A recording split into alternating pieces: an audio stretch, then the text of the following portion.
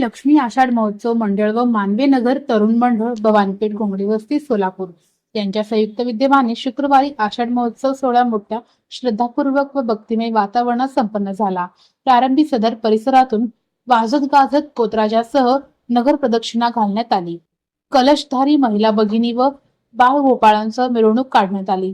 त्यानंतर श्री महालक्ष्मी देवीची महापूजा व महाआरती समाजसेवक विजय साळुंके, माजी नगरसेवक केदार उंबरजे, माजी सभागृह नेते संजय कोळी, नगरसेवक राजकुमार पाटील यांच्या शुभ हस्ते पार पडले।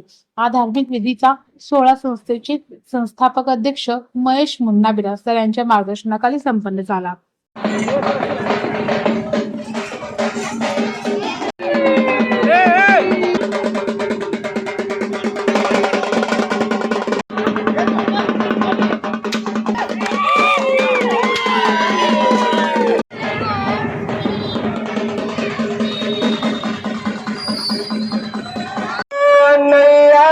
ಮಾಡಿದ ಭಕ್ತಿಲಿ ತಾನಾಗಿ ಕೇಳಿದಳು ಮಹಾಲಕ್ಷ್ಮಿ ಜಯ ಮಂಗಲ ಮುನಿತೆ ಶುಭ ಮಂಗಲ ತಲ್ಲಿ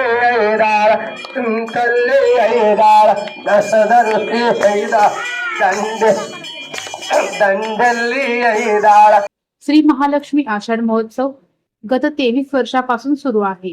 महापूजा व महाआरतीनंतर भाविकांना महाप्रसादाचे वाटप करण्यात आले।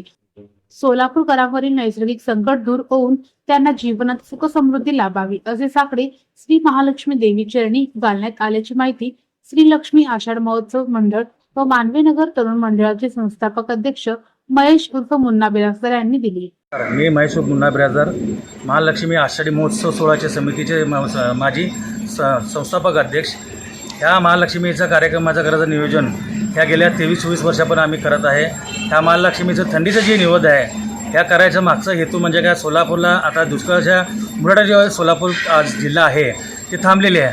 ह्या लक्ष्मीच्या माध्यमातून आम्ही लक्ष्मीला असं थंडीची निवेद दाखवतो, साखळा घालतो की बा सोलापूर जिल्ह्याला भरपूर पाऊस पडावं, लोकांचा शेतकऱ्यांचा जर प्रश्न पाण्याचा प्रश्न मिटावं, शेतकरी सुखी तर जग सुखी हे प्रमुख उद्देशानं आम्ही देवीला साखळा घालतो आणि सातत्याने गेल्या 23-24 वर्षापासून हे उपक्रमावर आम्ही राबवतो। कार्यक्रम झालं, मोठ्या मानवाचं पूजा असते होते, त्यानंतर महिला मंडळाचं सवासणीचं कार्यक्रम होतं आहे, त्यानंतर सगळ्या लोकांना महाप्रसादाचं वाटप आणि संध्याकाळी भजन कीर्तन चालू असतं आहे। अशा विविध कार्यक्रमानं हे कार्यक्रम दरवर्षी आम्ही संपन्न करत आहे। किती वर्षापासून करतो? हे गेल्या 23 वर्षापासून हे कार्यक्रम चालू आहे। उद्देश काय, सोलापूर सुखी सारं जग सुखी, शेतकरी सुखी ह्या प्रमुख उद्देशानं हे कार्यक्रम आम्ही केले जात आहे। श्री महालक्ष्मी देवीच्या दर्शनासाठी भक्तांनी मोठी गर्दी केली होती।